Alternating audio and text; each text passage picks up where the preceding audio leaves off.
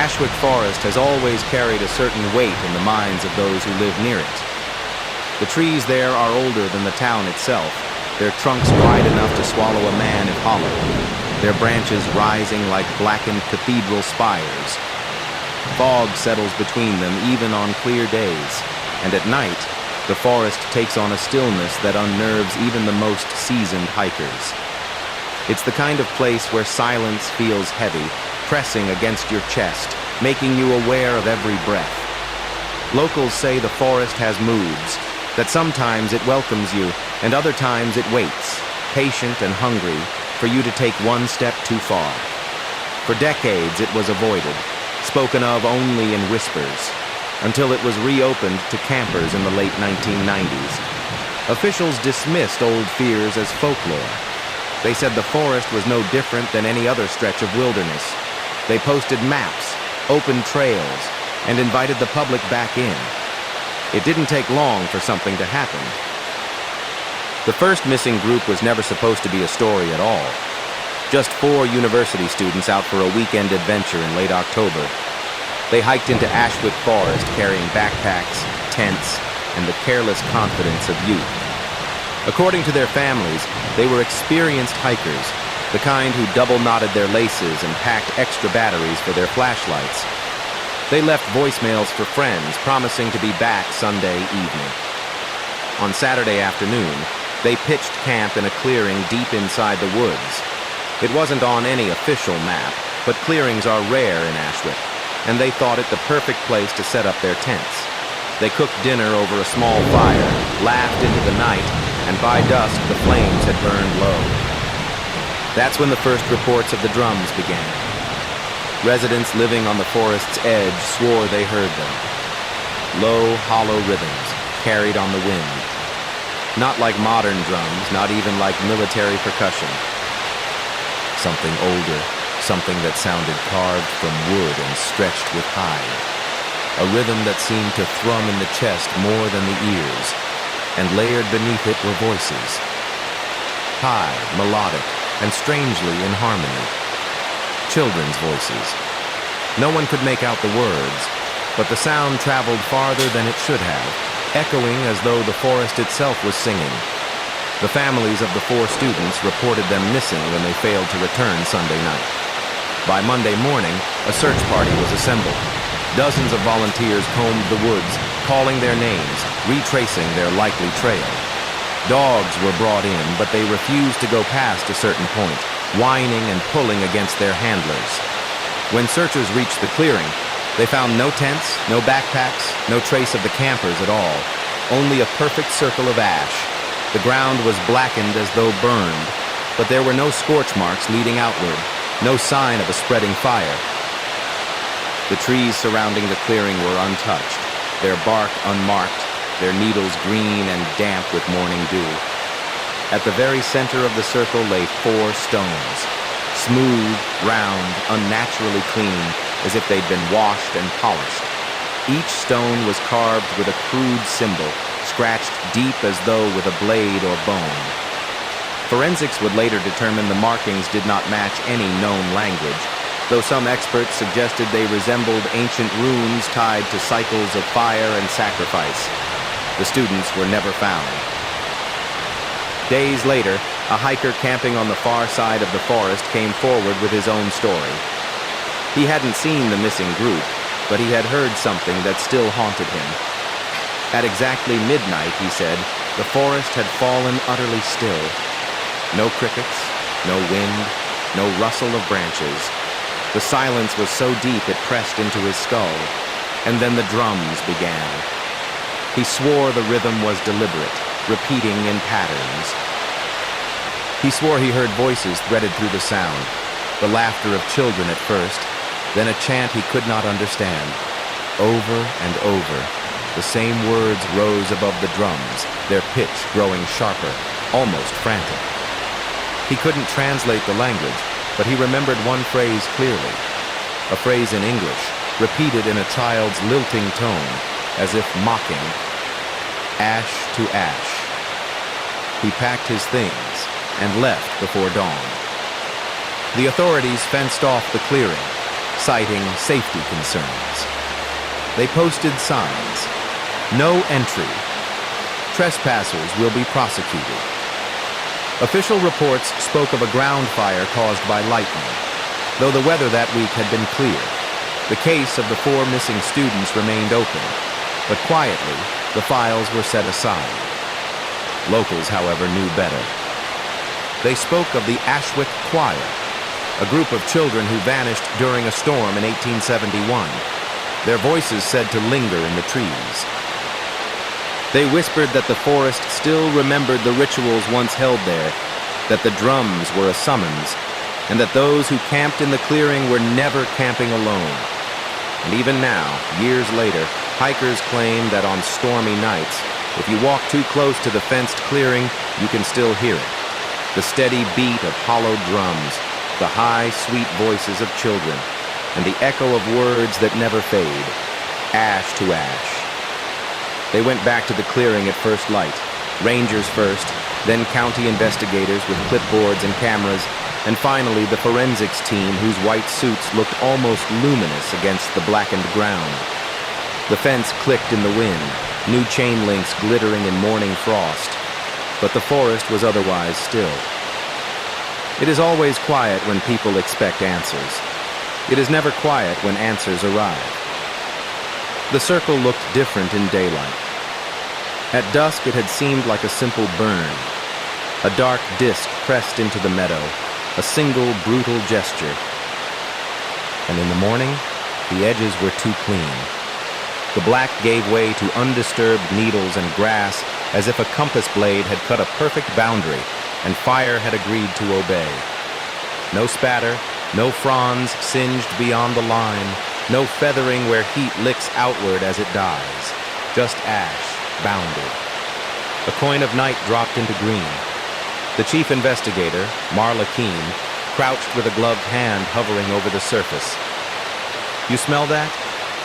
The ranger beside her, Dale Murch, retired until last month, recalled because he knew the old trails, nodded once. Not smoke. No campfire tang, no pitch, no plastic. The air above the circle smelled faintly sweet, like wet paper left too close to a radiator. And under that, the sharp mineral note of something scorched but not aflame.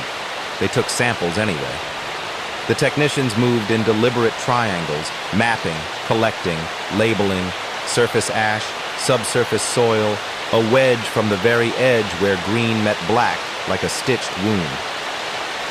The core auger thunked through the first inch of loosened carbon, then bit soil. They pulled a plug and held it up. Ash, then duff, then the ordinary yellow-brown of the forest's thin skin. No cone of penetration, no heat signature digging downward like a root. "Flash burn?" someone offered. "In the rain?" someone else replied. It had not rained. Keene circled the stones in the center, careful not to scuff them with her boot. 4 smooth river stones that did not belong to the upland pine. Pale, almost chalk-colored, each incised with a symbol that wasn't quite language. The cuts were shallow and weathered, dulled as if made long ago, then handled often. When she brushed a bristle over one to clear ash from a groove, the mark seemed to deepen for an instant, an optical trick of shadow and curve that made the hairs on her arms lift despite the suit. "Photograph," she said softly, and the shutter began to whisper, angles, scale, a ruler aligned to an arrow of morning light. Murch kept his distance. He had seen stones at the centers of things before. The rock pile boys built by the river and swore they didn't.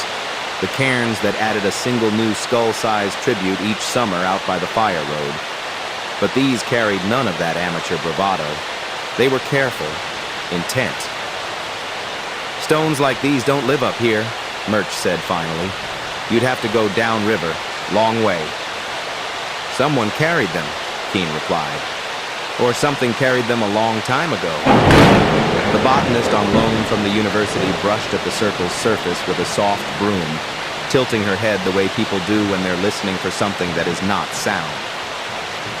Look at the grass where the boundary meets the burn, she murmured. Not curled, not blistered.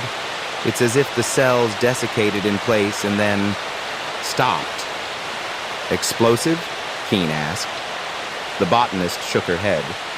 There'd be directionality. And a sound. Someone else, one of the young techs, green but careful, held a handheld meter over the ash and frowned. Electromagnetic spike, he said, embarrassed by the word spike when the needle only nudged and settled. Probably nothing. There are lines not far from here. There are no lines inside Ashwick, Murch said without turning. Not since the 80s. They bagged the stones separately. When latex fingertips closed around the first, the ash at its base stuck not like dust, but like damp flour, caking and slipping in gray sheets. The second lifted easily and left a faint white imprint on the black, a ghost circle that faded as the sun climbed. The third was warm to the touch, though the morning lay cold in their breath. The fourth would not move at first. The tech grunted, shifted his grip, and then it came free with a sound like someone lifting a bowl from wet tile. Under it, the ash was unmarked. No nest, no cavity, no burn star. Keen straightened and looked to the tree line. The forest held itself very still, as if waiting for permission to exhale. They found no tent stakes, no ring of rocks from a convivial fire, no bottle caps pressed into soil, no paracord caught in bracken. Where campers had slept, the ash was leveled as smooth as poured flour. The dogs that had balked at the tree line the day before would not cross the fence today. When the handler coaxed and then tugged, the lead trembled and the animal sat, chest heaving, eyes averted from the black coin as if from a human stare. At noon, cloud rolled in low and soft, the sky's light flattening so the circle looked less like a burn and more like a hole. The technicians packed their cases. Keen signed labels, her hand making the same square, patient motions it had made on every scene she'd ever overseen. Warehouse break-ins, gas fires, once a field of lightning-struck scrub that smelled of metal and ozone for a week. The familiarity steadied her. And the circle did not. What do you think? Murch asked, as they walked the fence back to the service road. I think fire doesn't do that, Keen said. I think someone made something that looks like fire without heat. Looks like ritual, Murch said, almost apologetically, as if he'd said a childish word in a room full of people with degrees. Keen didn't answer.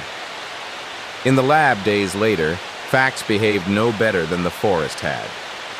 The ash wasn't ash, not in the way wood becomes ash. Under the microscope, the flakes held shape. Plant cells still intact, their walls collapsed inward as if vacuumed. Not combusted, empty. The mineral profile read as if heat had kissed the surface and vanished, never traveling to where it should have gone. The boundary was chemical, not thermal. A jump in pH like a step off a curb. Beyond the line, soil went back to being soil. They ran the stones through every non-destructive test they were allowed. Granite river, worn to a gloss, not local. Traces of calcium carbonate where water had once run hard. Microscopic residues inside the grooves of the carved marks that did not match the surrounding forest. Fat? Wax? Something that had melted and seeped, then hardened very old. One groove held a glint that turned out to be mica. Another, a smear of something proteinaceous that balked at the machine and returned no age, just a refusal. When they suspended flakes of the ash in water and shook the vial, the liquid turned the color of weak tea and then went clear, leaving the flakes intact, drifting like gray petals.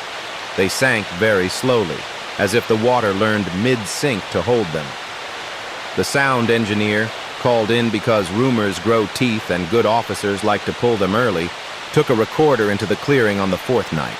Just a box on a pole left inside the fence with a timestamp and a prayer that raccoons would ignore it. He logged nothing unusual except a softness to the noise floor. "The forest is quiet," he wrote, "but it is not empty." When he brought the file back and ran it through a spectrogram for the ritual of it, because even scientists bow to ritual in a town like this, an odd, lacy banding showed faintly around midnight, not the bright teeth of a drum, not the human ladder of song, just a suggestion of pattern, too precise to be wind, too delicate to declare. He printed it anyway and pinned it to the corkboard above his desk. On quiet nights, the paper made the room feel occupied. Marla Keene went back alone one evening, standing just outside the fence with her elbows resting on the top rail, the way people stand when they consider buying horses or houses or trouble. She had a notebook and a pencil stub and nothing left to write. The circle had gone dull in the afternoon, and then, as dusk thickened between the trunks, it began to look blacker again. Not in color, in effect. Beyond the far pines, a crane in town beeped dutifully as it reversed, and a truck downshifted, and somewhere kids shouted a game through twilight. Inside the fence there was no beeping, no trucks, no childhood at all. Only the fine noise of needles falling, a forest's slow applause for its own weight. Keene thought of the 4 stones in their bags on a shelf she would double lock later. She thought of the marks that weren't letters but said something. She thought about how the line where ash met grass looked less like a line and more like a rule. Footsteps clicked on gravel behind her. Murch, uninvited, the way retired men appear where they swear they won't. He handed her a thermos without comment. Tea, not coffee. It smelled faintly of something dried and green. "You think they'll come back?" he asked. "The students?" Keene said. She didn't look away from the circle. "The drums." She had not told him she had heard them, the night after the disappearance, a low pulse tucked into wind like a second heartbeat. She had told herself it was the highway. She had told herself many things that first week that were growing thin now. "Forest people hear what they want," she said finally. "Forest people hear what they're given," Murch said, and the wind smudged his breath to steam and took it away. "You know they fenced this place once before." "I read your notes," Keene said. 78, storm summer, small fires, no source. She took a sip and found the tea stronger than she liked, the way old men make it when they are convincing themselves of something. They reopened, though. "They always do," Murch said. "You can't keep people out of a place that looks like this from the road." They stood together while the light went blue, and then slate, and then the kind of black that makes a person feel they are being watched from the inside of their skull. Somewhere deep, an owl said one soft syllable and waited. The fence creaked. The circle did what it had done every day since it appeared. Nothing, and entirely too much. Keene wrote one line in her book. Fire behaves. This didn't. She closed the cover and listened, not because she believed, not because she doubted, but because listening is the first rule and the last one, too. When the wind rose, it carried something with it. No rhythm, only the suggestion of rhythm, like a drum practice in a house down the block.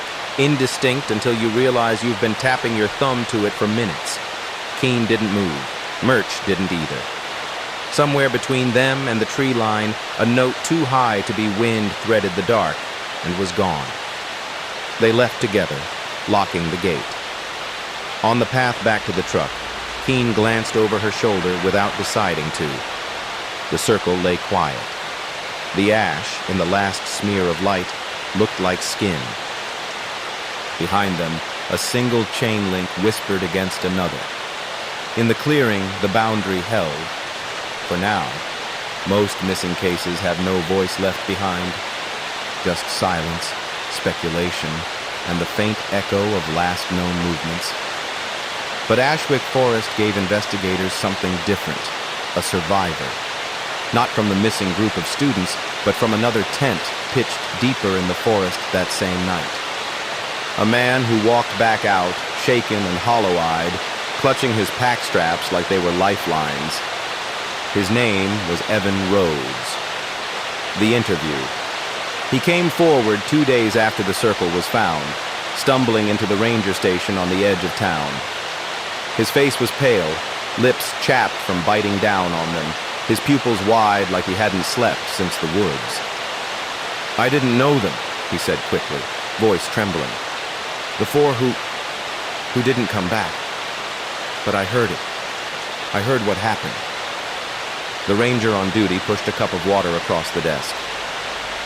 Evan drank without stopping, then set it down with shaking hands.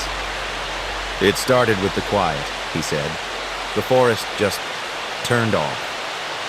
The silence. Evan had been camped alone nearly 2 miles from the students' clearing. He'd eaten, zipped into his sleeping bag, and begun drifting when it struck him.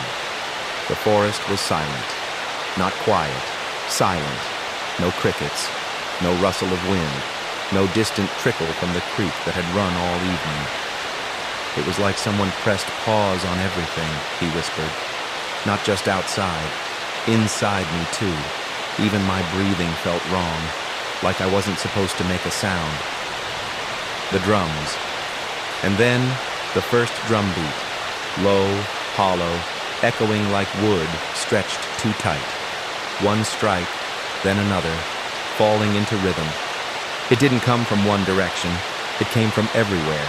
The ground, the trees, the air in his lungs. "I thought it was my heart at first," Evan said, "but it wasn't in time. It was slower, heavy, like footsteps circling me." He curled his hands into fists on the desk. "I swear I felt it under my back, pulsing through the earth." The voices. After the drums came the voices, high-pitched, layered, rising and falling in eerie harmony.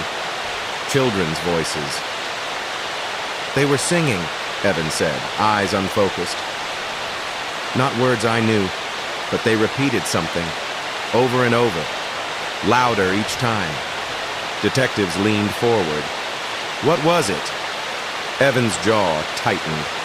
His voice dropped to a whisper, ash to ash. The stopping. The chant built to a crescendo, louder, sharper, like a storm breaking just above the treetops. Evan clutched his ears and pressed his face into his sleeping bag, waiting for it to pass. And then, silence again. Not a fade, not an echo dying away. It stopped all at once. When it stopped, he said, the forest stayed dead, too quiet. And then, I thought I heard something else. Not drums, not singing, just one voice. A child's voice, close to my tent. Right outside. He swallowed hard, his throat working as though the memory itself scraped. It said, "Come play."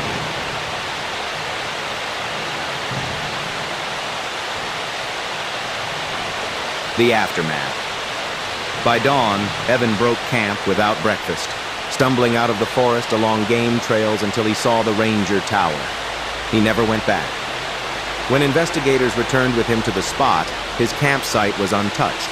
Sleeping bag rolled, ashes from a small fire scattered, boot prints heading out.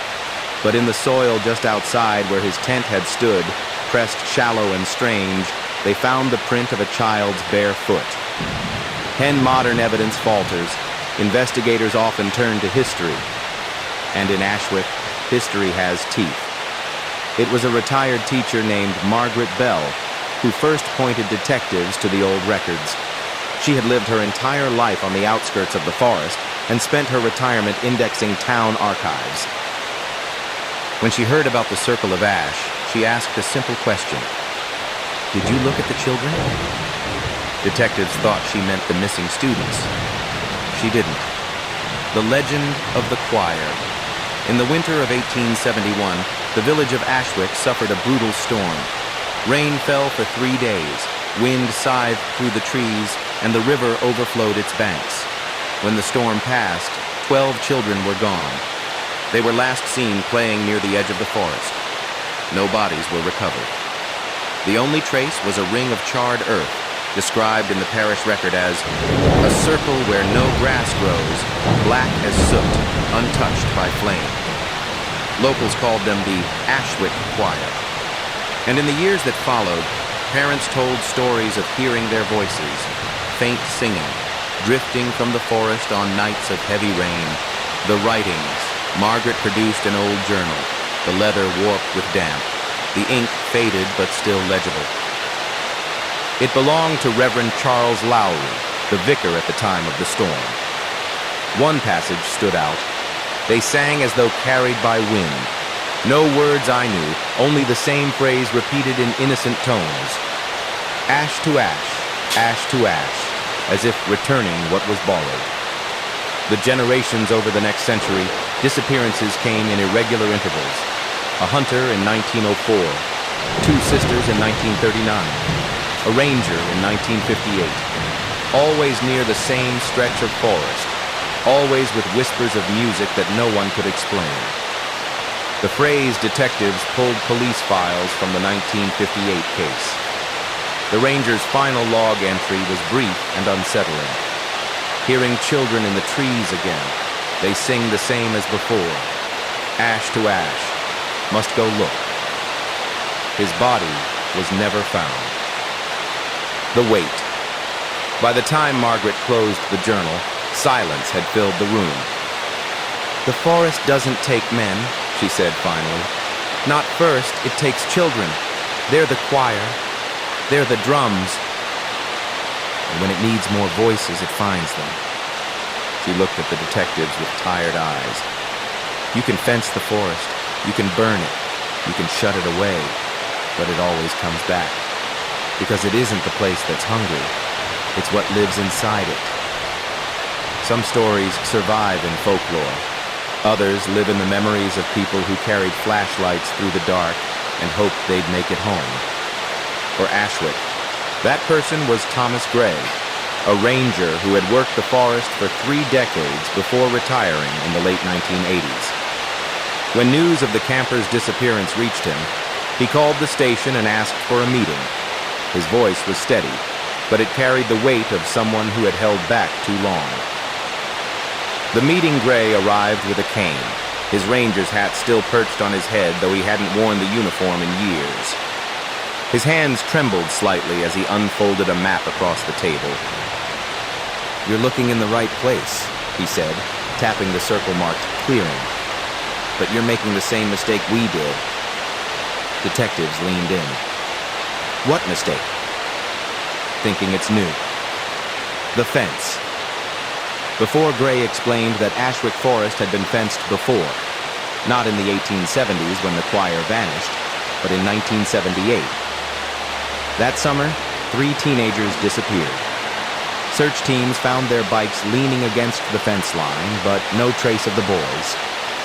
A week later, a circle of ash appeared in the clearing, nearly identical to the one found now. "Only back then," Gray said. "We didn't talk about it. The sheriff told us to write it up as a forest fire. Said the kids must have run away. But we knew. We heard the drums." The drums. Gray swore that on multiple patrols, he and his partner had heard the sound carry through the trees. A low, hollow beat, always after midnight, always followed by faint voices.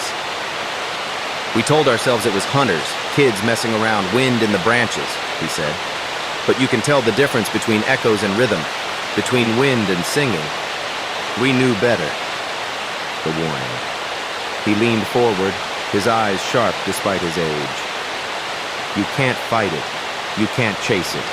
The forest doesn't care about your search parties or your fences. When it wants someone, it takes them, and it leaves ash behind." Gray tapped the map again, this time harder. "You've got another cycle starting. Mark my words. If you don't close the forest again, you'll be pulling more names into that file before the year is out." The silenced detectives pressed him for details, but Gray shook his head. "I told myself I'd never go back in there. I meant it. And if you've got sense, you'll stay out too." As he left the room, he paused at the door and added one last thing. almost as an afterthought. Their voices sound young, but don't let that fool you. What's in there isn't children, not anymore. The first disappearance could be explained away. 4 students, inexperienced in the wrong conditions, maybe lost, maybe injured. The circle of ash, unusual, yes, but unusual things happen in wilderness. The second vanishing, however, tore that comfort apart. The backpackers. On November 14th, 2 men in their 20s, David Mercer and Alan Price, set out to hike Ashwick. Both were locals. Both had heard the rumors and scoffed. They told friends they'd camp right in the infamous clearing to prove the forest doesn't eat people. They never came home. When they failed to show up for work, their families alerted the authorities. Search teams returned to the clearing. The clearing. What they found was hauntingly familiar. The tents were gone. The campfire stones overturned. The soil in the clearing once again pressed flat, as if smoothed by an invisible hand. And in the center lay another perfect circle of ash, slightly larger than before. The shoe. But this time there was something else. At the edge of the circle, half buried in damp needles, lay a child's shoe. Muddy, small, pale pink with a faded cartoon rabbit stitched on the side. Neither Mercer nor Price had children. Neither had any reason to be carrying a shoe that small. Forensics examined it. The sole was worn, but the leather was intact, suggesting it had been lost decades ago. Yet the laces were crisp, the fabric unstained by weather, as if it had been set down only hours before. The witness. A farmer whose property bordered the forest swore he saw lantern light that night, faint and bobbing between the trees. He thought it was kids trespassing. Then he heard the drums. "I closed my window," he admitted. "You don't go looking when you hear that. You just wait for morning." The silence. After. Once again, no bodies were recovered. No trail leading away. Dogs refused to enter the clearing, pulling their handlers back until their paws scraped the dirt. The ash tested the same as before, not combustion, but collapse. The stones were absent this time, but in their place, someone had etched symbols directly into the earth, rough grooves carved with deliberate pressure. And when investigators traced them side by side, the meaning became clearer. It wasn't a word. It was a pattern, a circle inside a circle, one larger than the other, like ripples spreading outward. The weight. 2 vanishings could no longer be written off as coincidence. The old ranger had been right. The cycle was beginning again. And somewhere inside Ashwick, the children's choir had grown louder. The second disappearance rattled Ashwick. 2 more men gone. Another circle of ash. And this time, a child's shoe placed like an offering. But the forest was not finished leaving its tokens. 3 days after the backpackers vanished, searchers combing the northern trailhead found something buried shallow beneath a carpet of pine needles. At first glance, it looked like trash, a bundle of leather softened by damp and time. But when they brushed the dirt away, pages crackled beneath their gloves. It was a journal. The object. The cover was warped, the stitching frayed. The leather smelled faintly of mildew and smoke. Inside, the first pages were smeared, ink blurred into black stains by water. But halfway through, the writing sharpened, and the voice of its owner returned as clear as if he were speaking. It belonged to a man named Mark Collier. He had disappeared in 1997. The entries. At first, the journal read like any camper's log. Notes about weather, trails, the taste of water from a spring, doodles of trees, measurements of his walking distance. Then, about 5 nights in, the tone changed. The forest is too quiet after sundown. Not just less sound, silence. Even the creek goes flat. My ears ring from it. 2 pages later, I heard it tonight. A drum. No, more than one. Coming from different directions. My chest thrummed with it. Thought it was thunder at first, but the sky was clear. And then, a day later, voices, high, thin, like children practicing a hymn. Can't tell the words. They're close, but when I shine my light, nothing's there. Just trees. The final page. The last entry came abruptly. The handwriting grew jagged, lines scrawled at an angle across the page. The ash circles are not new. I found another one, faint, nearly gone under moss. It had stones, just like they say. 4 stones, carved. I don't think I'm alone here. Something moved at the tree line. Too small to be a man, too tall to be a child. The pencil line stopped mid-word. The page was torn where the lead dug too deep. There were no more entries. The implication. Collier had been reported missing in June of 1997. His body was never recovered. Search parties at the time chalked it up to a hiker lost, maybe drowned in the river. But the journal proved he had reached the clearing. He had seen the stones. He had heard the drums. He had written the chant before anyone else alive had spoken of it. Ash to ash. The weight. The notebook was bagged and entered into evidence. But among the searchers, it passed hand to hand like a forbidden relic. Not just because of what it said, but because of how warm it felt in their palms, as though it had only just been left behind. Evidence in Ashwick rarely survives the forest. Tents vanish. Tracks are erased. Ash circles remain, but only as scars. So when investigators received an audio recording, they treated it like treasure. It came from a local hiker, Rachel Dunn, who had set out on a late November walk with nothing more than her phone and a flashlight. She hadn't planned to go far. She wasn't even camping. She just wanted air and the comfort of old trails. But curiosity is a dangerous lantern in Ashwick. The recording. Rachel had been testing a new hiking app that logged her steps. Halfway down a ridge path, the app crashed, so she switched on her phone's voice recorder to leave herself notes. At first, it captured nothing unusual.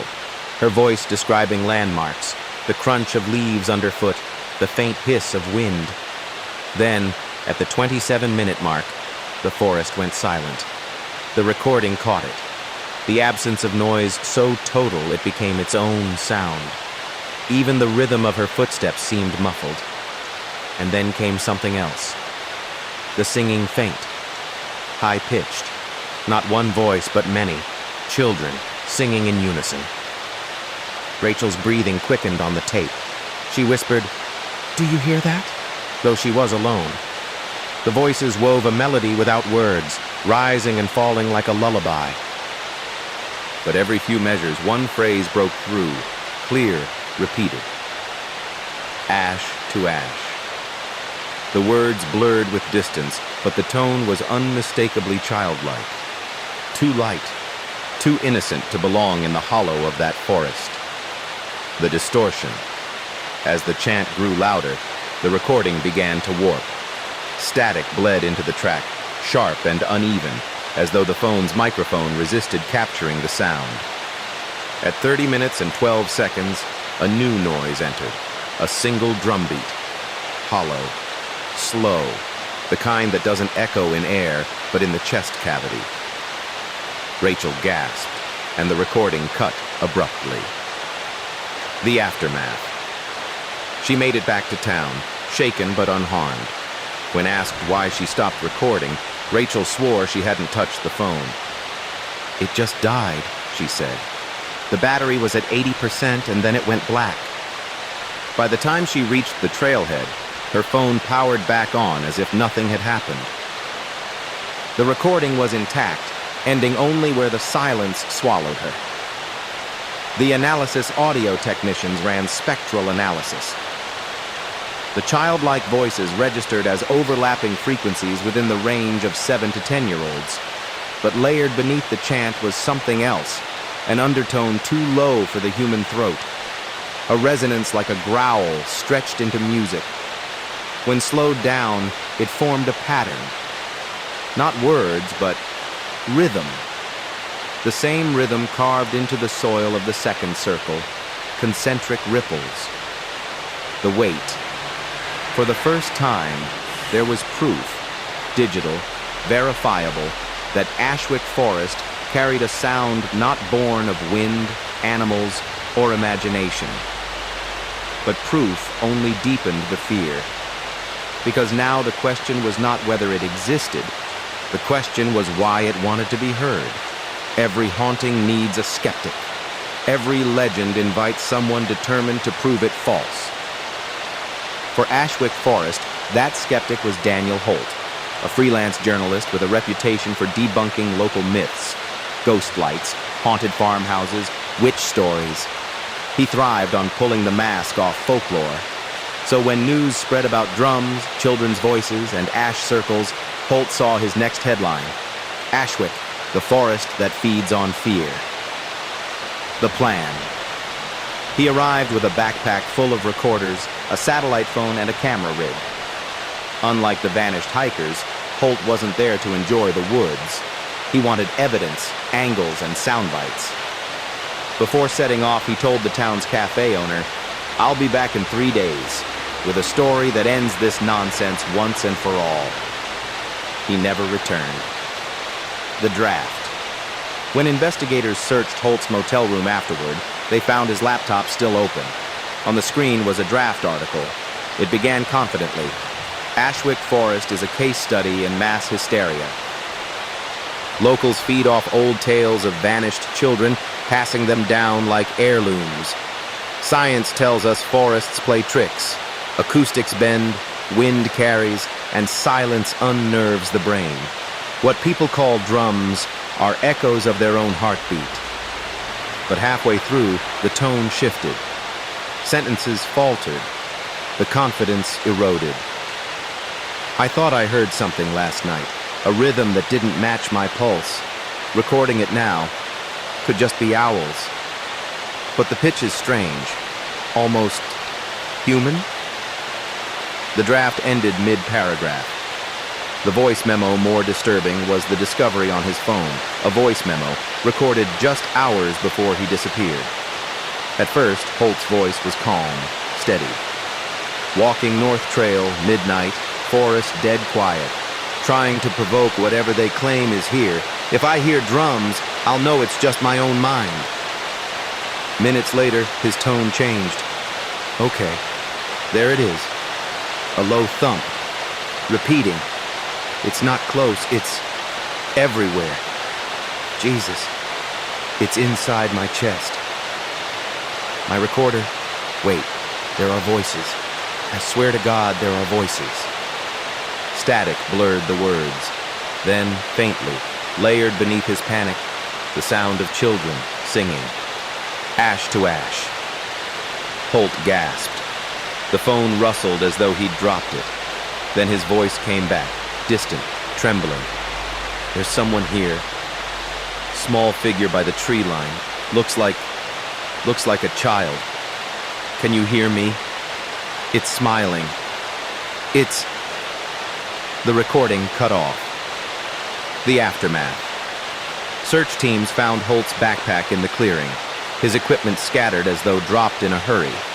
The recorder was intact, but every file after the voice memo was corrupted, blank static. There was no trace of Holt himself, only a fresh circle of ash. The farther investigators reached into Ashwick's past, the more the forest seemed to reach back.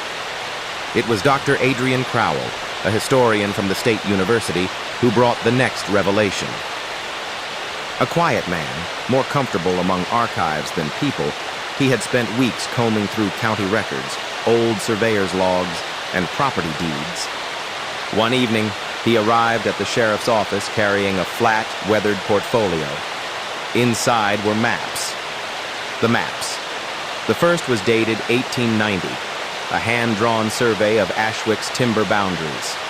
Near the northern ridge, the surveyor had marked a strange symbol, a circle shaded black, with the word burn written beside it. The second was from 1936, showing updated trails. Again, in the same area, a circle appeared. This time, the surveyor wrote, "Ground scorched, unexplained." Map after map revealed the same thing, a perfect black circle, drawn at intervals of roughly 20 years, always in or near the same clearing. The pattern.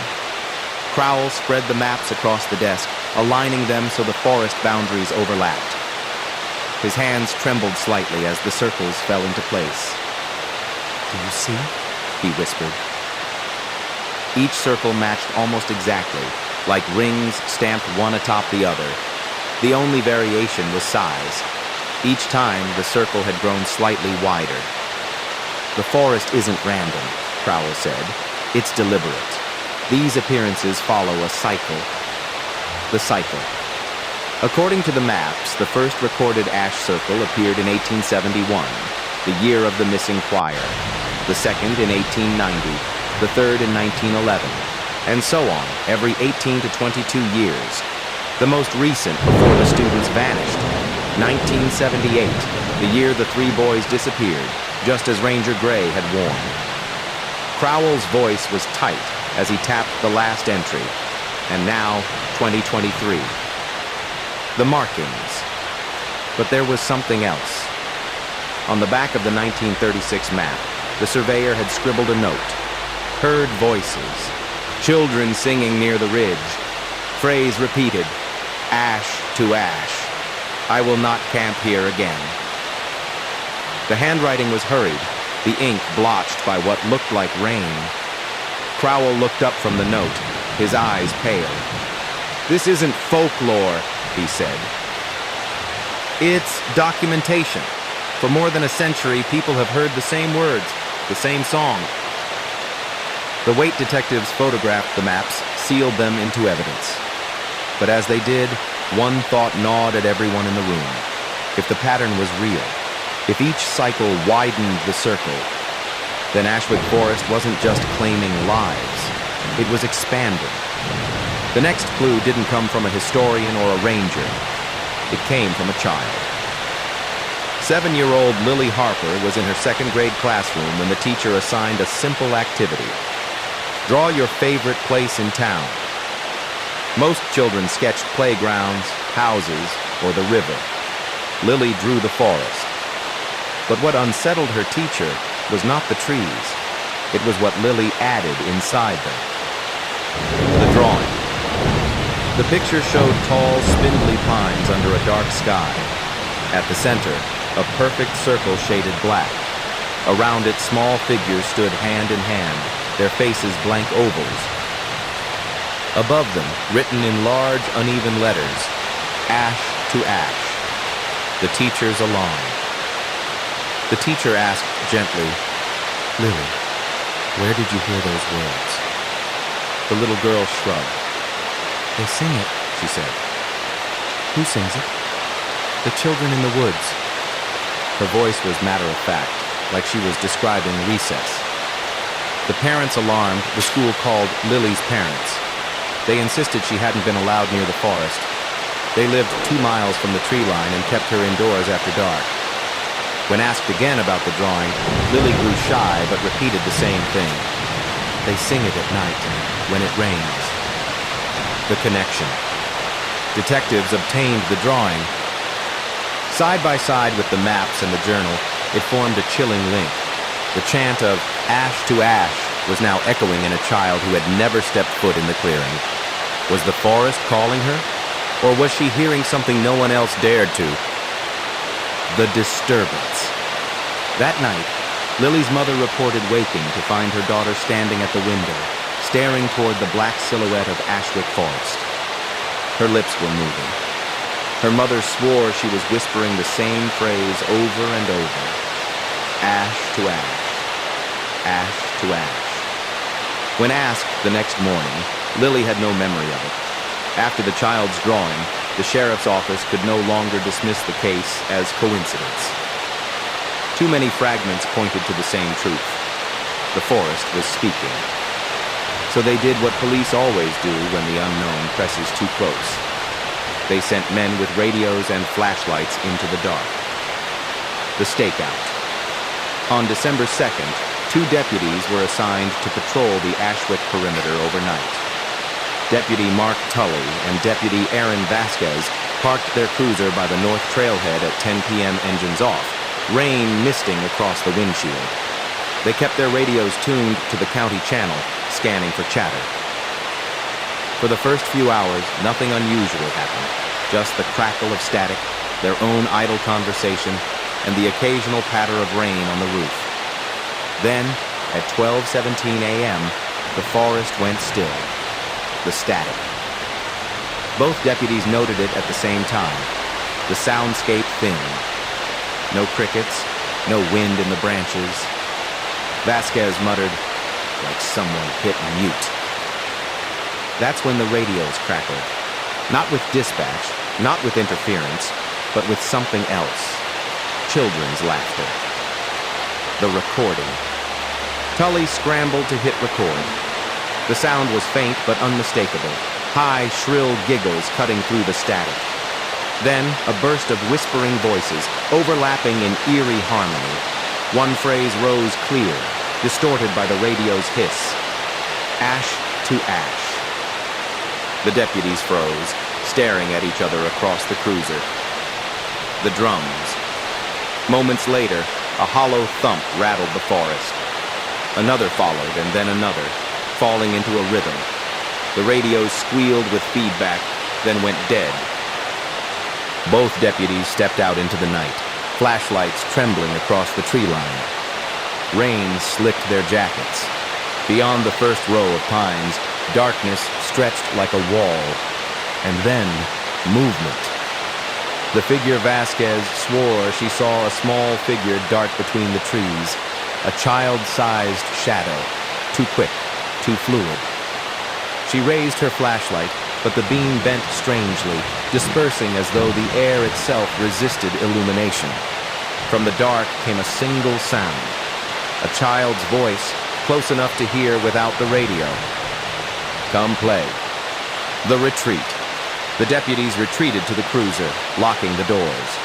At 12:29 a.m., the radios came back online with a sharp burst of static. No more laughter, no more drums, just dispatch asking if they were still on patrol. The report. The recording was submitted into evidence. Though degraded, experts confirmed it contained human laughter, voices too high-pitched to be adult. The sheriff ordered the patrols suspended, not because of danger, but because no one else volunteered to go back. Some hauntings happen in the forest. Others follow you home. It was Elaine Porter, a mother of 3, who came forward trembling, clutching a folded blanket in her arms as if it could shield her from the memory. Her middle child, Adam, had disappeared in 2011 while camping with friends near Ashwick. He was 15. No body was ever recovered. The file was still open, but quietly, everyone believed he was gone forever. Until the night Elaine looked into her kitchen window. The reflection. It was late, after midnight. Rain tapped against the glass while she stood at the sink, rinsing dishes. Behind her, the house was dark. In front of her, the window reflected her tired face. Then another face appeared beside hers, pale, smiling. Adam's. She gasped, nearly dropping the dish. When she turned, the kitchen was empty, but in the glass, the reflection lingered a moment longer, his lips moving silently. Elaine whispered, "Adam?" And though no sound reached her ears, she swore she knew the words he mouthed. Ash to ash. The return. It didn't happen just once. Over the next 3 nights, Elaine claimed she saw Adam's face again, sometimes in the window, sometimes in the black screen of the television, always smiling, always mouthing the same words. On the 4th night, she said he looked older, closer to the age he would be now. His smile stretched wider. That was when she stopped looking into mirrors after dark. The evidence detectives were reluctant to take her statement, but Elaine insisted she wasn't imagining it. "I know my son's face," she said. "I know when my child is near me, and I know when he's not alone." When asked what she meant, she whispered, "There were other faces behind him, smaller, children. Their mouths moved too, all saying the same thing. The wait." Her story spread quietly through town. Parents began drawing curtains tight at night, turning mirrors to the wall. Some swore they saw faint shapes and reflections too, shadows too short, smiles too sharp. The forest was no longer just in Ashwick. It was in their homes, in their glass, watching. Sometimes the past doesn't stay buried in the forest. Sometimes it waits in boxes, in attics, in places we forget to look, until it finds its way back. It was a thrift shop owner on Main Street who discovered it. A shoebox, taped shut, left among donations. Inside were old family photographs, yellowing letters, and a single cassette tape marked in fading ink. Ashwick, 1982. The playback curious, the owner brought the tape to the sheriff's office. They dug an old player out of storage and pressed play. The tape hissed, then crackled. At first, the sound was ordinary. Wind rushing through trees, faint footsteps on leaves, the shallow breath of whoever held the recorder. Then, faintly, a sound emerged. Drums. Low. Hollow, rhythmic, and layered above them. Voices, children's voices. The song, the chant was soft, almost sweet at first, high and melodic, like a nursery rhyme. But the longer it played, the more it unsettled. The voices overlapped, weaving in strange harmonies that didn't belong in any known key. Every few measures, the same phrase rose clearly, ash to ash, over and over, each time louder, each time closer. At the 30-second mark, the tape warped. The pitch bent, the drums faltered, and the singing broke into static. Then, a man's voice whispered, urgent, terrified, "Don't listen." The tape cut off. The origin. The handwriting on the label matched no known missing persons case. No donor admitted leaving the box. The family photographs inside showed faces no one recognized. But one detail chilled investigators. In the background of one photo, behind a smiling couple, the dark silhouette of Ashwick Forest stretched across the horizon. The analysis audio specialists studied the tape. The children's voices matched the spectral pattern of modern recordings from Ashwick. Identical phrasing, identical cadence. The forest had been singing the same song for at least 4 decades, The Wait. The cassette was sealed into evidence, but for those who heard it, the memory lingered. Not because of the chant, not because of the warning, but because some swore that faintly, behind the laughter, they heard another sound, like hundreds of feet moving in unison, circling the recorder just out of sight. The deeper investigators pushed into Ashwick, the more the forest seemed to shift around them. Paths doubled back, landmarks appeared where none had been before, and sometimes whole structures seemed to rise out of nowhere, only to vanish again. It was during a December search patrol that deputies stumbled upon the cabin. The discovery.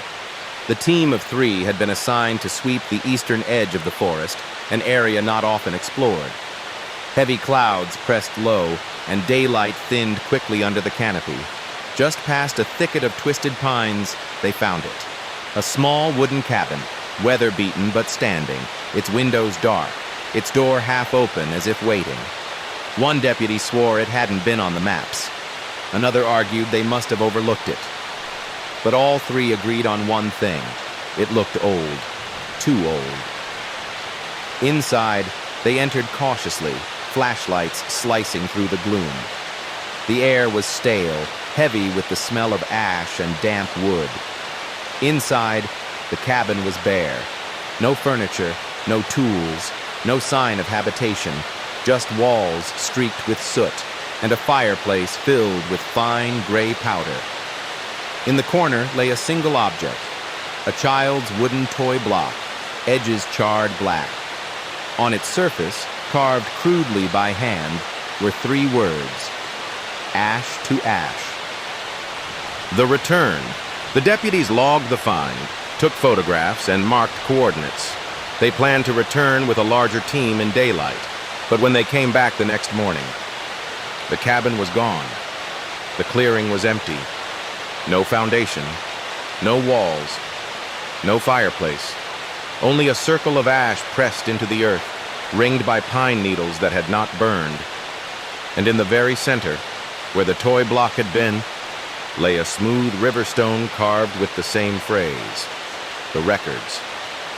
Old land deeds showed no cabin built in that sector, no homestead, no lumber shack, nothing. It had appeared for one night, long enough to be seen, long enough to leave behind another mark. The wait. The deputies who found it refused to enter Ashwick again. They said the silence inside that cabin wasn't empty. It was listening. Not all who enter Ashwick vanish. Some come back, but they rarely return whole. In late December, a man stumbled out of the forest near the south trailhead. His clothes were damp, his skin pale with cold, and his eyes carried the glazed look of someone who had seen too much. His name was Stephen Hale. The encounter. Hale had gone into the woods for a simple day hike. He was experienced, familiar with the trails, and carried enough supplies to last. But by mid-afternoon, a heavy fog rolled in, dense, white, and swallowing sound. The forest disappeared around him. Even his own footsteps seemed muffled, as if he were walking inside a dream. That was when he heard it. A child's voice. The voice. It called from the fog, light and playful. This way. At first, Hale thought a child was lost. He followed, moving carefully, calling out, "Hello? Are you okay?" The voice giggled, then repeated, "This way." Each time he turned, it seemed to come from another direction. The circle's hours passed. Hale swore he walked straight, following the pull of the voice. But when the fog thinned at last, he found himself standing in the very spot where he'd begun, his own boot prints looping back toward him. The voice had led him in circles, and etched faintly in the soil around his feet was a ring of ash. The memory. Shaking, Hale fled the forest. When interviewed, he repeated one detail again and again. It wasn't just one child, not really. When it laughed, it was more, dozens, maybe hundreds. And they weren't trying to get me lost. They were trying to keep me there. He broke down then, his voice cracking. They wanted me to join the circle. The aftermath. Investigators returned to the trail the next day. No ash ring remained, no fog. The forest looked ordinary, but Hale refused to step back in. "They don't want to be found," he said. "They want to find you."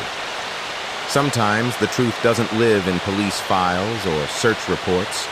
Sometimes it hides in the quiet corners of faith, in the confessions written down by trembling hands.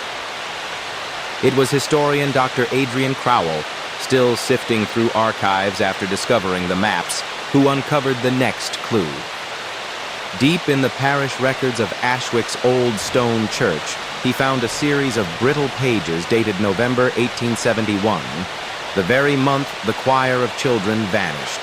The confessions. The entries were not sermons, but private notes kept by Reverend Charles Lowry, the same vicar whose journal had once described the forest's voices.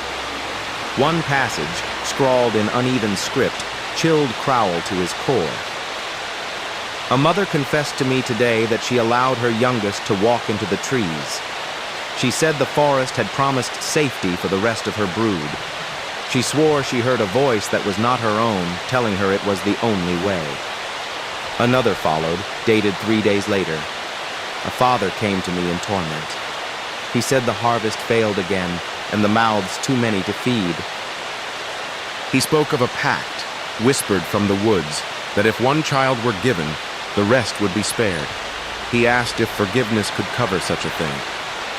The pact growl highlighted the lines for investigators. If one child were given, the rest would be spared. It suggested the vanishings were not accidents, not curses, but offerings. And if parents of Ashwick had once believed the forest demanded sacrifice, then perhaps the children's choir was not stolen, but summoned. The echo. At the bottom of one record, written in a hurried hand, Lowry had added a note. They sang outside the church tonight. I swear it was the voices of the lost ones. And though my flock trembled, some said they were comforted. For if the children sing, perhaps they keep their promise. The line beneath was darker, heavier, the ink pressed deep into the page. Ash to ash, ash to ash. May God forgive us. The weight. For investigators, the implications were horrifying. The forest wasn't just taking children. Families had once given them, believing the ritual fed the land, protected the rest, kept famine from their doors. The choir, it seemed, began not with theft, but with consent. The forest has many voices, but on storm nights, it remembers the first ones. It was late January when Ashwick was struck by a violent rainstorm. Wind rattled shutters. Water hammered the rooftops.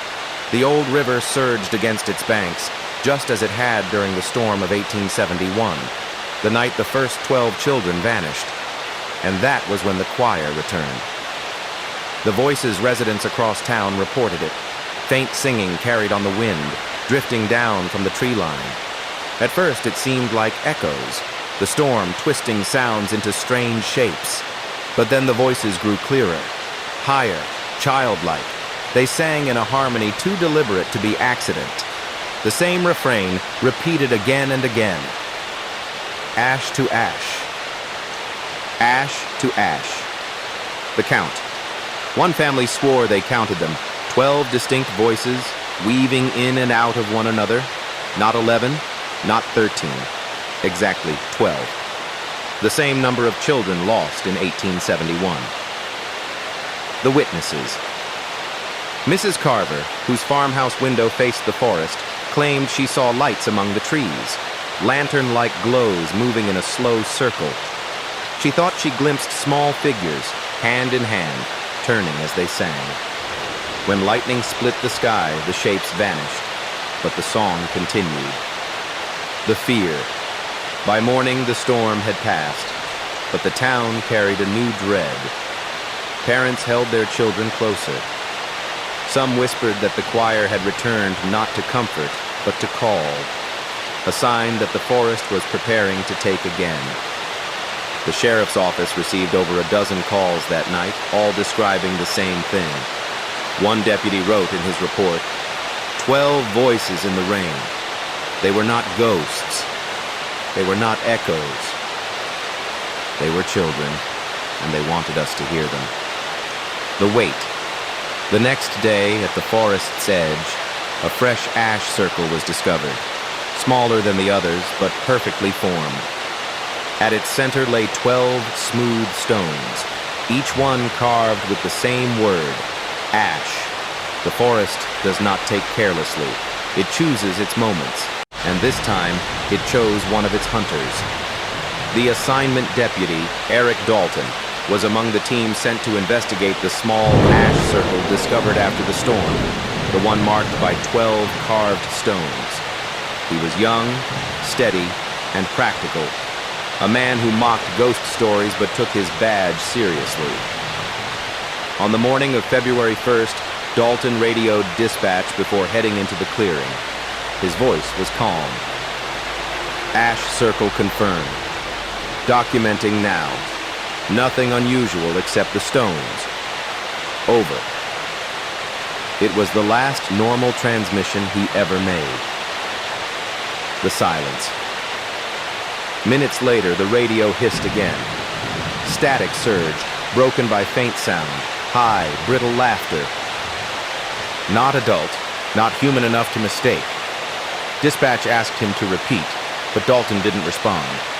Then, faintly, a child's voice cut through the static. "Come play." And the channel went dead. The search backup arrived within 20 minutes. Dalton's patrol car was still parked at the trailhead. His flashlight lay in the clearing, its beam fixed on the 12 stones. His notebook, open on the hood of his car, contained just 3 words written in a hurried hand. Ash to ash. Dalton himself was gone. The radio hours later, his radio was found at the edge of the clearing.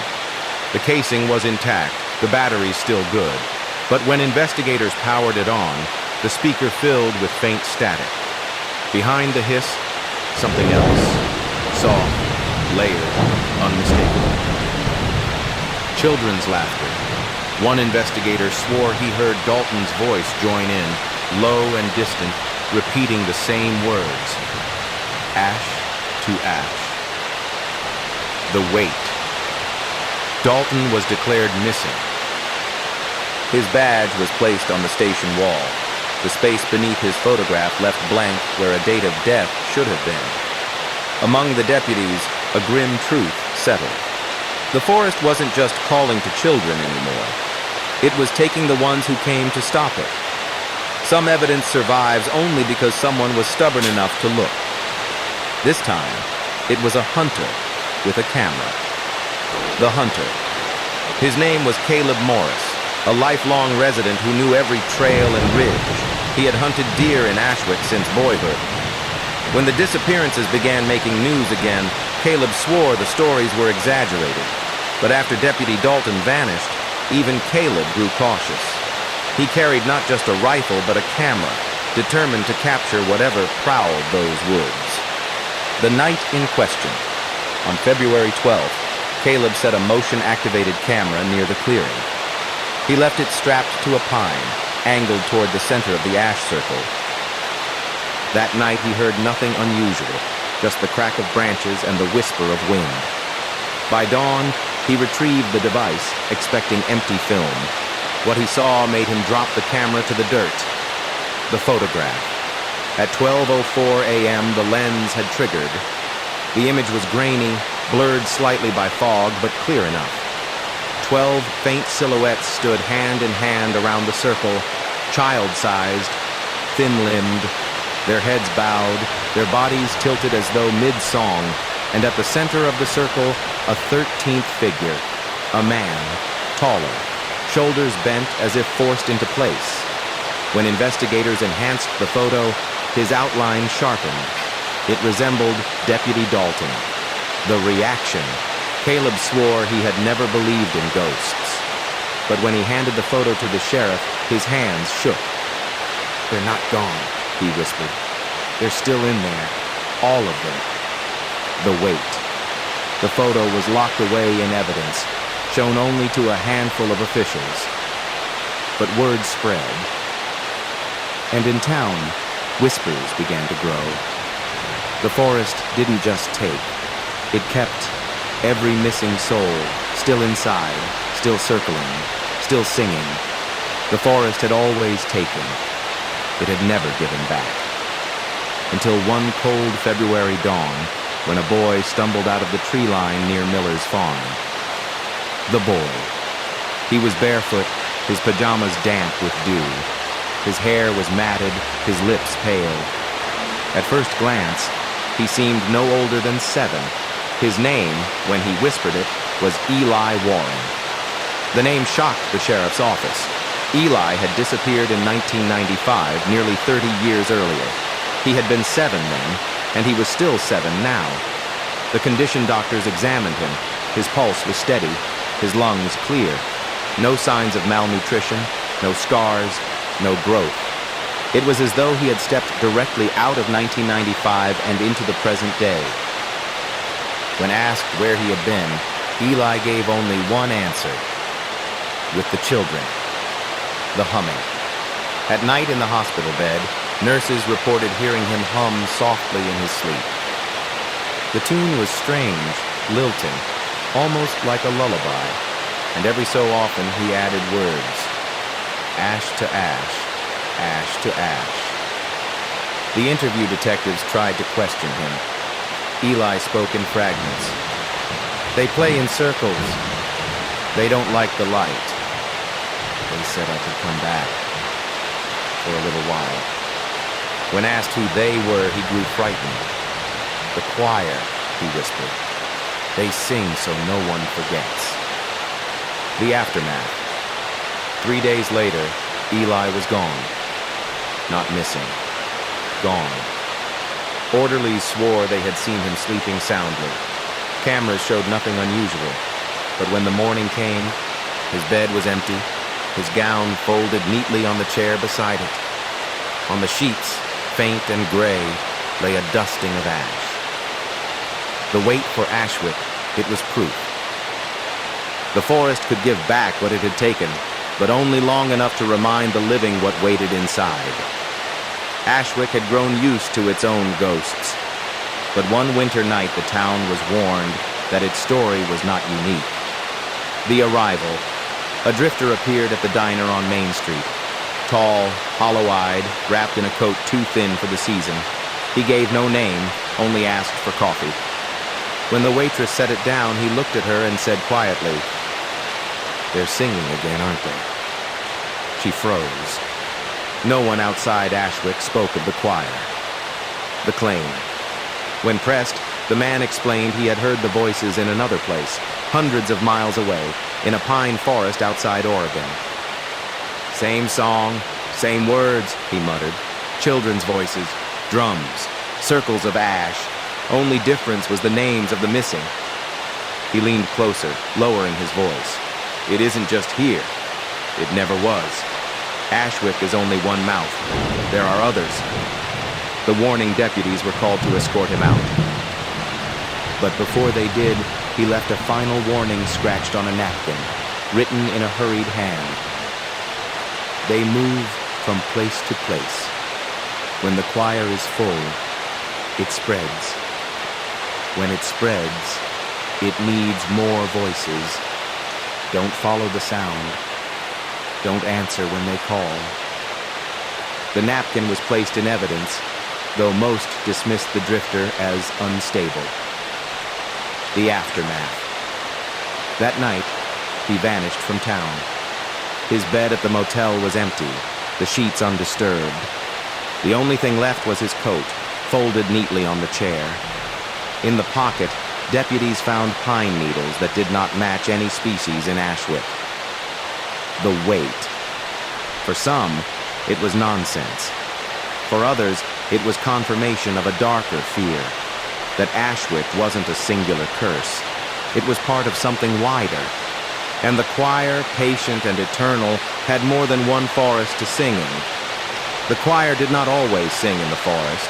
Sometimes it bled into the town itself, slipping through cracks where no one expected to hear it. The first report. It began with children on Ashwick's east side. A group of them, walking home from school, stopped near a storm drain at the edge of Maple Street. From beneath the grate, they heard a voice, a child's voice. "Help me. Please." They swore it sounded like another boy their age, maybe younger. They crouched down, calling back, "Who's there?" The voice replied, faint but clear, "I'm lost. Come closer." The laughter. One of the children, braver than the rest, pressed his ear to the grate. He expected to hear weeping. Instead, he heard giggling, high-pitched, layered, the sound of more than one child. When the others leaned in, the laughter grew louder, until suddenly, in perfect unison, the voices whispered, "Ash to ash." The children fled, screaming down the street. The adults. When parents and deputies checked the storm drain, they found nothing but trickling water and rusted bars. No footprints, no sign of anyone inside, but the children were insistent. They all swore they had heard it. One boy refused to sleep that night, repeating the same thing over and over. They wanted us to climb down. They wanted us to join them. The second report. Days later, another parent reported hearing it herself. Walking her dog past the same drain after a rainstorm, she claimed she heard soft sobbing from below. When she bent closer, the sobs dissolved into the same brittle giggles the children described. And just before she pulled away, she swore she heard a chorus of small voices whisper together, "Come play." The wait deputies sealed the storm drain, but it made little difference, because the truth had become clear. Ashwick's choir was no longer confined to the trees. It was spreading into the veins of the town itself. When the forest calls, it does not always wait for you to enter. Sometimes it comes to your door. The first house. The Carters lived just 3 streets from the tree line. On a cold March morning, they woke to find gray handprints smeared across their front door. Not adult hands, not teenagers, small, child-sized. The prints were made of fine ash, clinging to the paint as if pressed there during the night. When Mr. Carter brushed one with his fingertip, the mark smudged, but the residue was warm, as though it had just been made. The spread. Within a week, 4 more families reported the same thing. Always at dawn, always on the front door. Some found only one handprint. Others found dozens, layered over one another, palms stacked like children crowding to be seen. And each time, the ash felt warm to the touch. The voices. One mother, unable to sleep, sat awake in her living room the night the marks appeared. At 3 a.m., she heard faint giggling outside. Small footsteps scuffing against her porch. She was too afraid to look. When she opened the door at sunrise, the prints were there, 20 of them, smeared across the wood in chaotic patterns. Shet, the inscription. At one house, the handprints formed words. Fingers dragged through ash had spelled out 3 chilling letters across the doorframe. Ash. The fear. The sheriff's office dusted for evidence. No DNA, no recognizable residue beyond carbon. The prints were too small, too precise to be faked by adults. Deputies began patrolling neighborhoods at night, but no one was caught. The marks appeared anyway, as though left by hands too fast or too unseen to stop. The wait parents kept their children inside after dark. Some boarded their doors, others painted over the prints as quickly as they appeared. But it didn't matter, because by then, the message was clear. The choir didn't just want the forest to be remembered, it wanted to be invited in. Not every haunting in Ashwick happens in waking life. Some slip into dreams, but leave proof behind. The teacher. Her name was Margaret Ellis, a retired elementary school teacher. She had taught in Ashwick for nearly 40 years, long enough to see generations of children pass through her classroom. Some of those children never made it to adulthood. Some had vanished into the forest, and one spring night, they came back to her. The dream. In her dream, Margaret stood at the edge of Ashwick Forest. The trees swayed though there was no wind. From the clearing she heard voices, high, sweet, familiar, her missing students. She saw them then, children she had once taught, still small, still 7 or 8 years old. They stood in a circle holding hands, their faces pale in the moonlight. They were singing, ash to ash, ash to ash. The choir. As she stepped closer, they lifted their heads and smiled at her. Their mouths kept moving, though the chant grew louder than their voices. Somewhere beyond them, unseen, drums began to beat. The children pulled her gaze toward the center of the circle. There, a space was left open. as if waiting for her. The awakening. Margaret woke with a gasp, her heart racing. The room was dark. Rain tapped the window, but when she pulled back her covers, her hands froze. Scattered across the bed sheets was fine gray powder. Ash. Still warm. The weight. Margaret reported the incident to the sheriff's office, ashamed, trembling, but certain. "I knew those children," she said softly.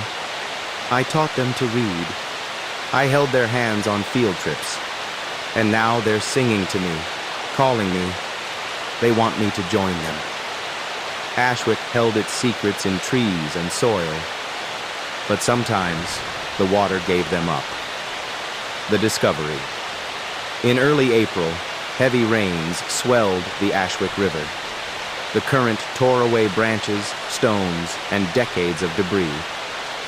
Fishermen downstream noticed something glinting beneath the surface, a patch of rusted metal. When recovery teams arrived, they hauled out the frame of a sunken vehicle. A sedan from the 1970s, its paint eaten away, its windows cracked like blind eyes. The plates matched a car reported missing in 1979. The family inside, 2 parents, 1 child, had vanished without a trace. The interior divers pried open the doors.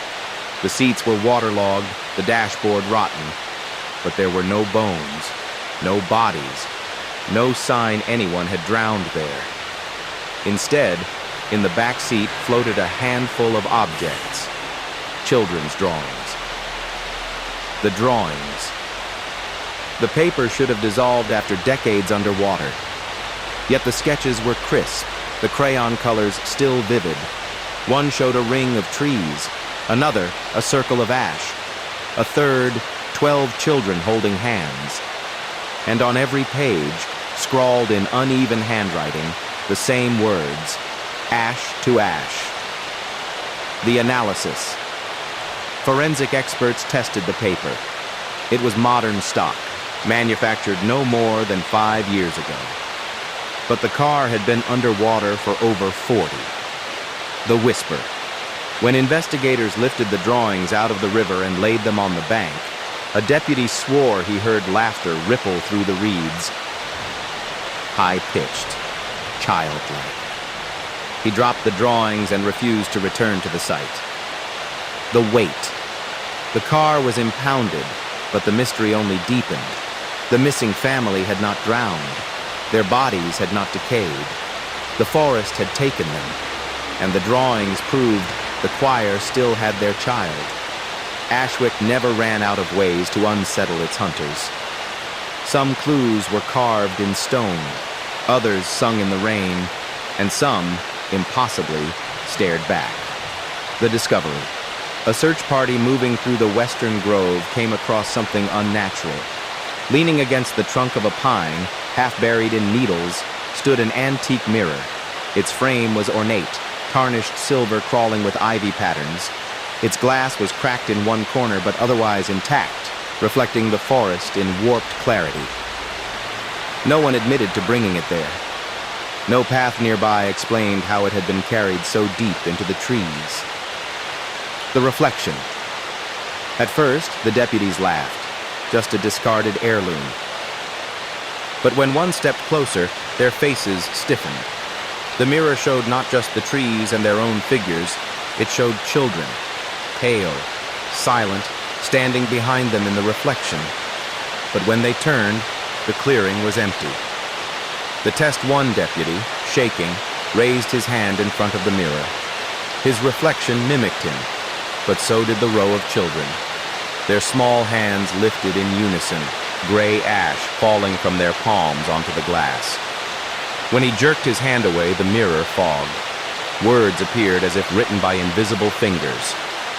Ash to ash. The fracture. Another deputy, panicked, struck the mirror with his flashlight. The glass cracked, splintering the children's faces into shards. But when the pieces fell to the forest floor, they reflected something else. Not trees, not deputies, but black sky and endless rows of pale figures, circling, circling, circling. The aftermath. By morning, when investigators returned, the mirror was gone. Only a ring of ash remained, pressed into the soil where it had stood. And in the center, one shard of glass, still reflecting children's faces, smiling, waiting. The forest had stretched into windows, doors, and drains. But in early May, Ashwick's residents discovered something worse. The voices were no longer outside. They were beneath their feet. The first house. The Wilcox family lived in a farmhouse built in the 1920s, its wooden floors creaking with age. For weeks, they had heard noises at night, soft knocks, faint scratching. At first, they blamed mice. But one night, Mrs. Wilcox woke to a sound that froze her blood. Children's footsteps. Light. Quick.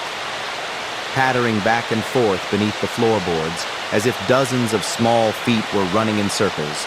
Then a song rose from the cellar, high-pitched voices weaving in eerie harmony. Ash to ash, ash to ash. The spread. Within days, other families reported the same. Creaks beneath the floor. Giggles in the crawl spaces. Whispered songs echoing through vents. One man swore he felt the vibration of drums through the soles of his feet while standing in his kitchen. The descent deputies investigated the Wilcox cellar. The air was damp, the floor covered in dirt and stone. No footprints, no signs of intrusion. But when one deputy knelt with his ear to the ground, his face went pale.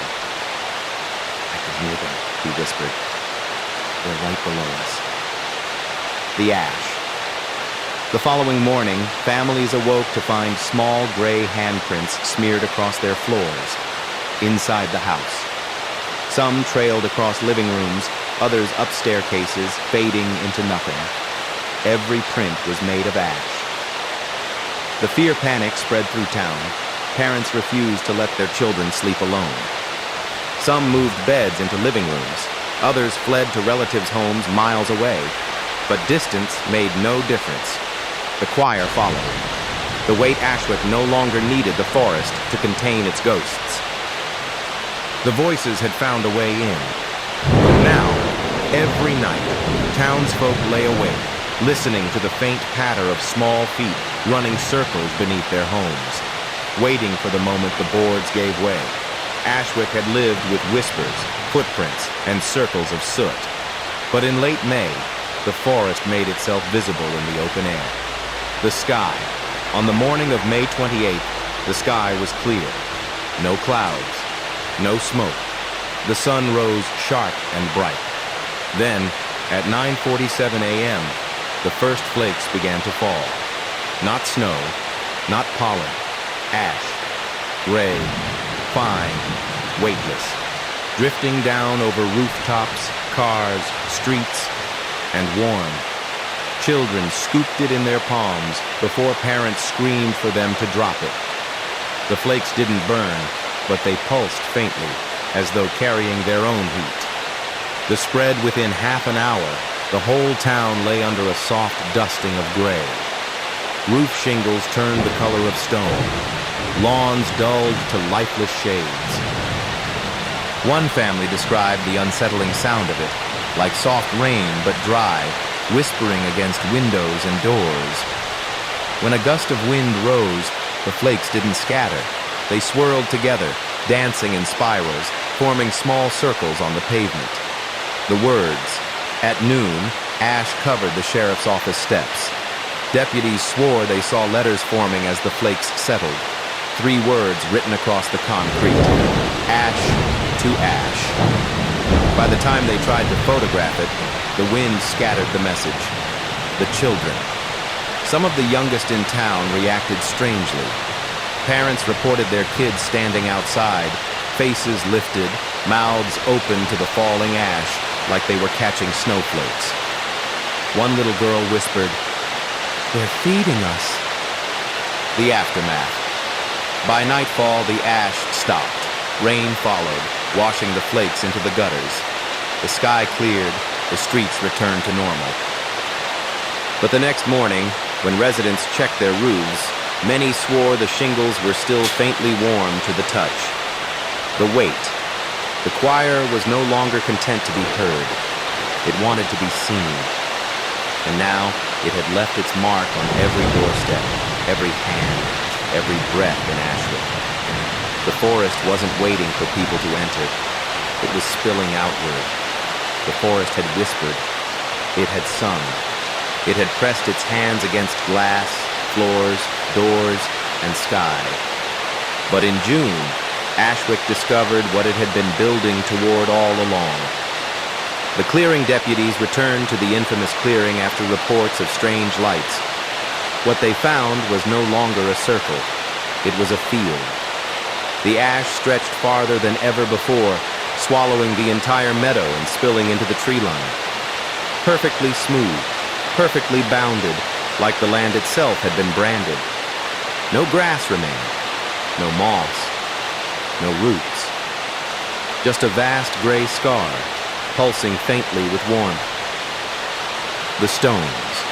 At the center stood not 4 stones, but 12, each taller than a man, smooth as river rock, though no river had shaped them. Carved into every one was the same word, etched deep as if by 1,000 hands. Ash.